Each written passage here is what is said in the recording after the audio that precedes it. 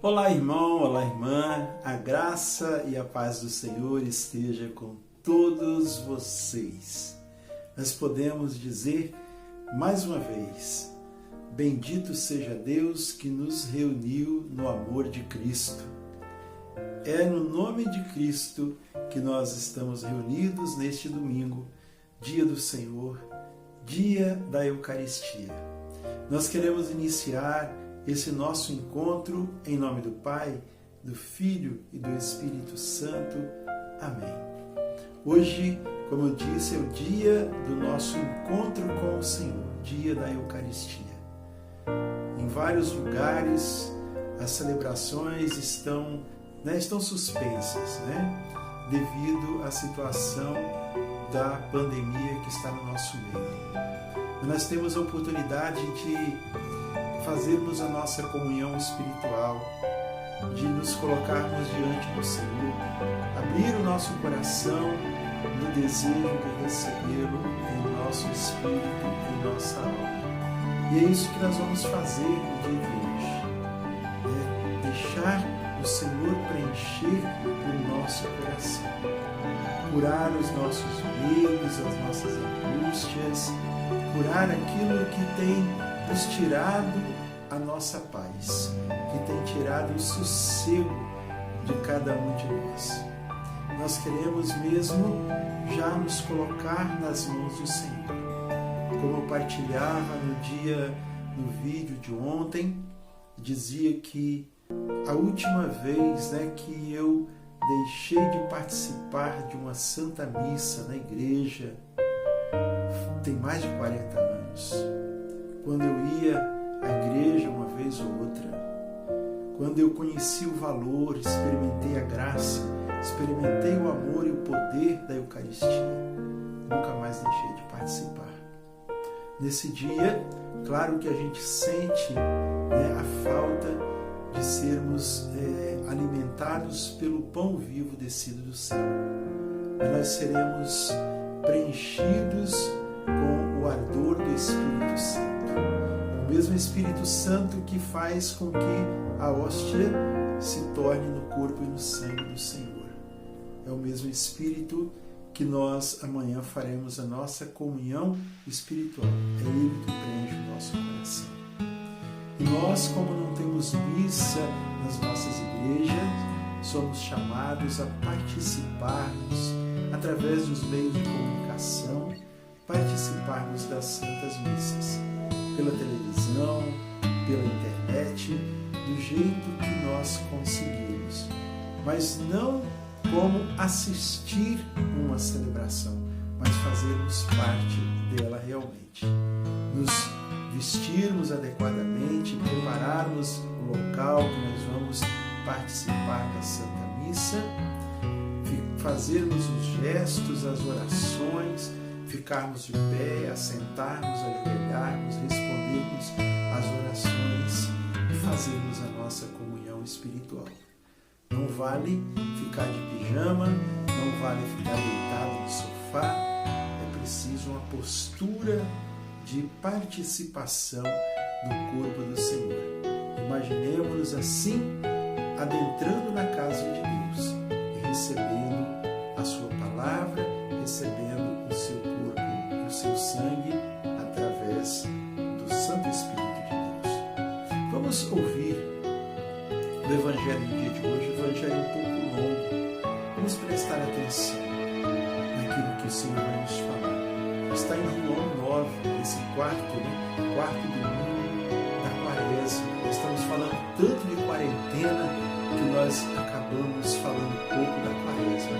E realmente essa Quaresma é quarentena, para que nós tenhamos esse tempo de purificação, esse tempo de pararmos, refletirmos, esse tempo de nos voltarmos para nós mesmos, esse tempo de nós fugirmos do perigo, que é perigo maior do que o pecado, não é mesmo?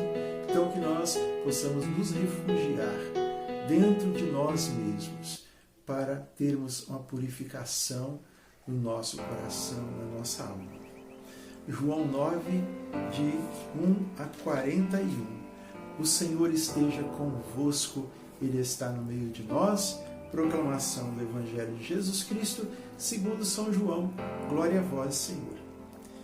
Caminhando, viu Jesus um cego de nascença.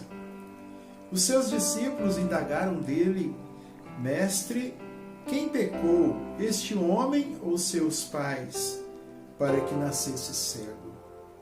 Jesus respondeu: Nem este pecou, nem seus pais, mas é necessário que nele se manifestem as obras de Deus. Enquanto for dia, cumpre-me terminar as obras daquele que me enviou. Virá a noite na qual já ninguém pode trabalhar. Por isso, enquanto estou no mundo, sou a luz do mundo. Dito isso, cuspiu no chão, fez um pouco de lodo com a saliva e com o lodo ungiu os olhos do cego. Depois lhe disse: Vai, lava-te na piscina de Siloé. Esta palavra significa emissário ou enviado. O cego foi, lavou-se e voltou vendo. Então os vizinhos e aquele que antes o tinha visto mendigar perguntavam: Não é este aquele que sentado mendigava? Respondiam alguns: É ele. Outros contestavam: De nenhum modo é um parecido com ele. Ele, porém, dizia: Sou eu mesmo. Perguntaram-lhe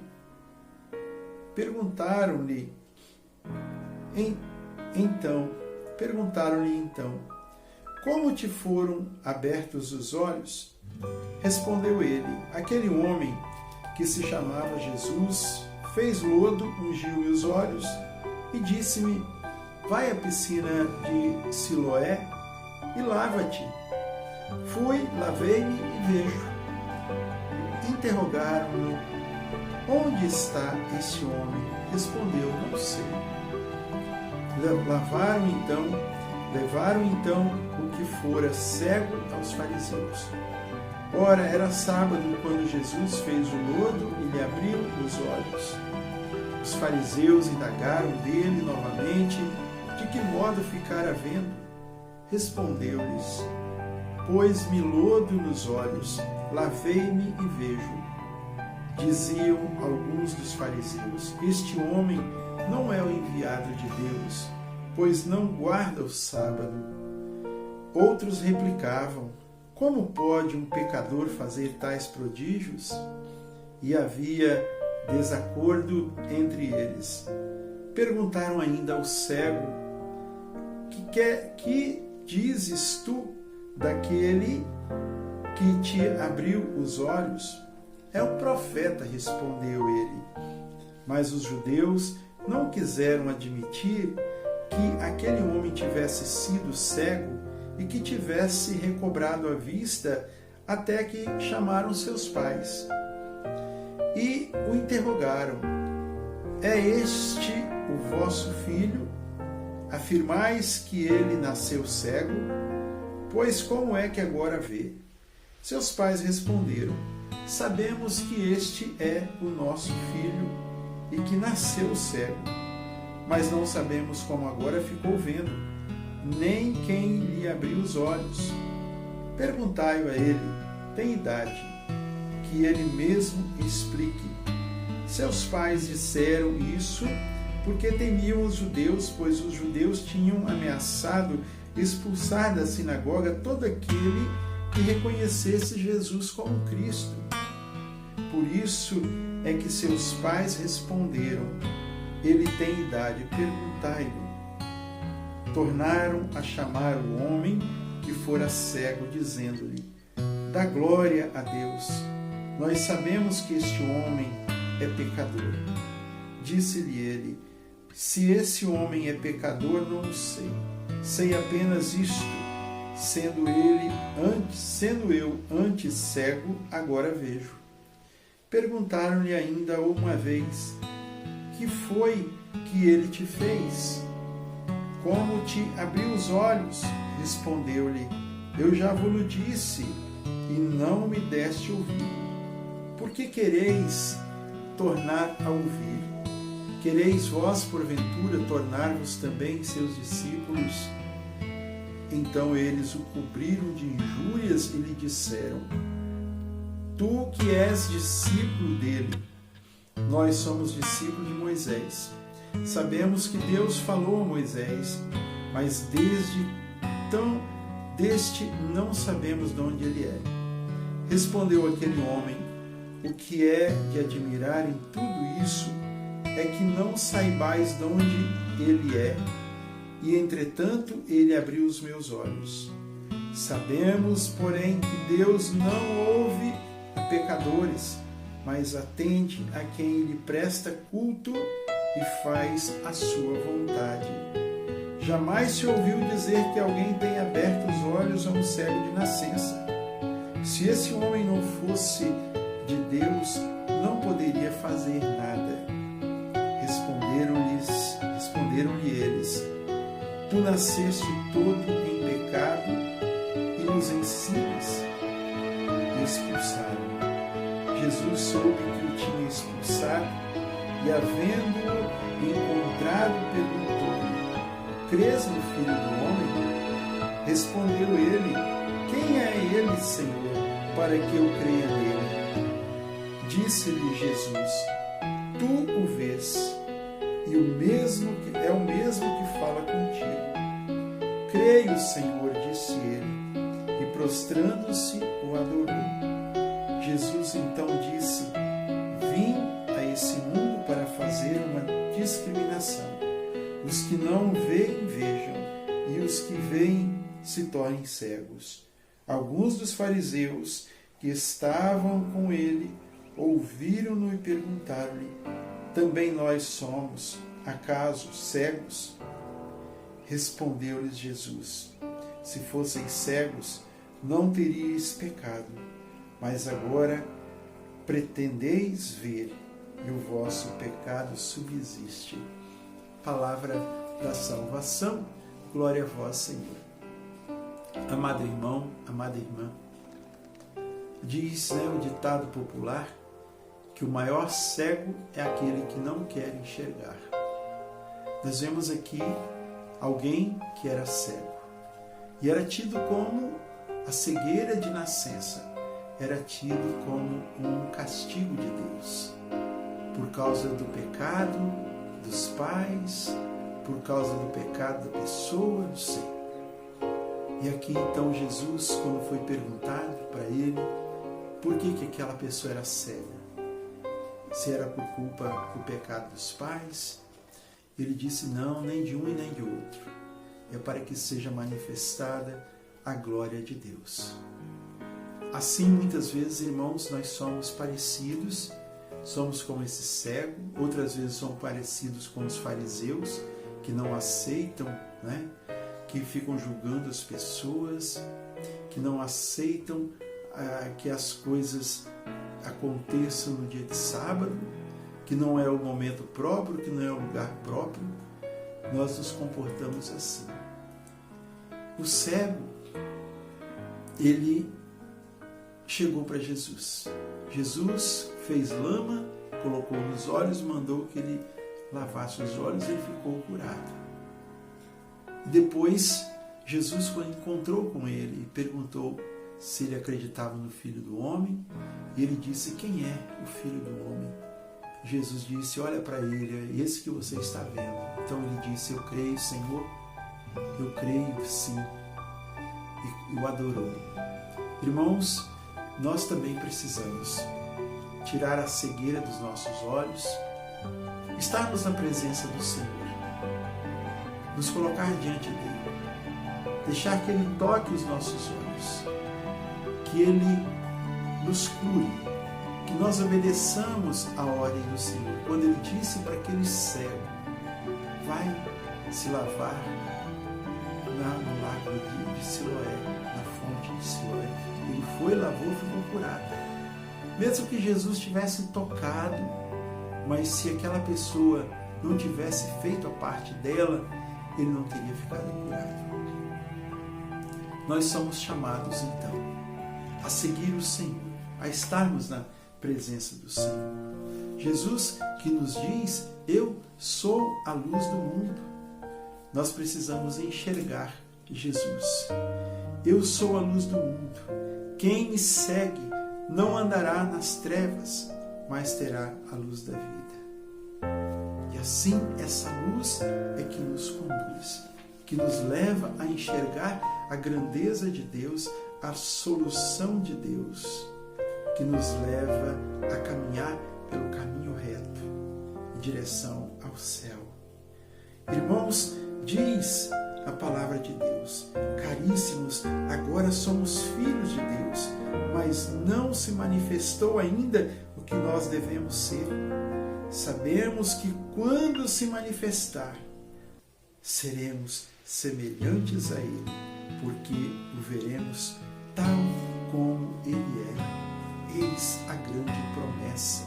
Então, a manifestação do reino de Deus acontece a partir da nossa obediência, nosso primeiro passo, né? Nós somos filhos de Deus porque somos batizados.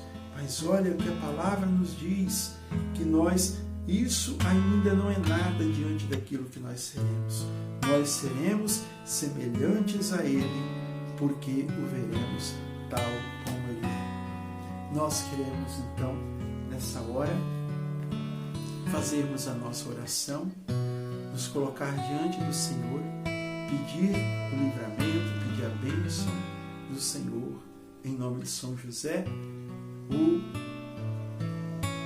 servo obediente de Deus, patrono da igreja, aquele também que é o nosso intercessor, aquele que não tem uma palavra de José na Bíblia, só tem o nome dele, mas que tanto fez pela salvação da humanidade, cuidou de Jesus como filho adotivo. Vamos rezar juntos a São José. A vós, São José, recorremos em nossa tribulação e depois de ter implorado o auxílio de vossa Santíssima Esposa, cheios de confiança, solicitamos também o vosso patrocínio.